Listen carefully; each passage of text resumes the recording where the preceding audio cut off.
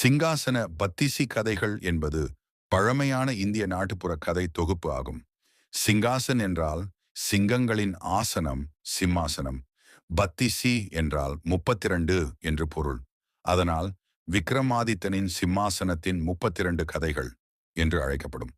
கதையின் அமைப்பு புகழ்பெற்ற மன்னர் விக்ரமாதித்தன் ஆட்சி செய்த பிறகு அவனது தெய்வீக சிம்மாசனம் பூமிக்கடியில் புதைக்கப்பட்டது. பல நூற்றாண்டுகளுக்குப் பிறகு மன்னர் போஜராஜா அந்த சிம்மாசனத்தை கண்டெடுக்கிறார். சிம்மாசனத்தில் 32 அழகிய பதுமைகள் சிலைகள் இருக்கின்றன. அவை உண்மையில் சாபம் பிடித்த அப்சரஸ்கள், தேவலோக கன்னிகள். போஜராஜா சிம்மாசனத்தில் ஏறி அமர முயலும் போது ஒவ்வொரு பதுமையும் உயிர் பெற்று எழுந்து விக்ரமாதித்தனின் வீரம், அறிவு, நீதி, தியாகம் போன்ற குணங்களை விவரிக்கும் ஒரு கதையை சொல்லும். கதை முடிந்ததும் விக்ரமாதித்தன் போன்ற வீரன்தான் இந்த சிம்மாசனத்தில் அமர தகுதியானவன், நீ இன்னும் தகுதி பெறவில்லை என்று சொல்லி போஜராஜாவை தடுக்கும். இப்படி 32 பதுமைகள் 32 கதைகளை சொல்கின்றன.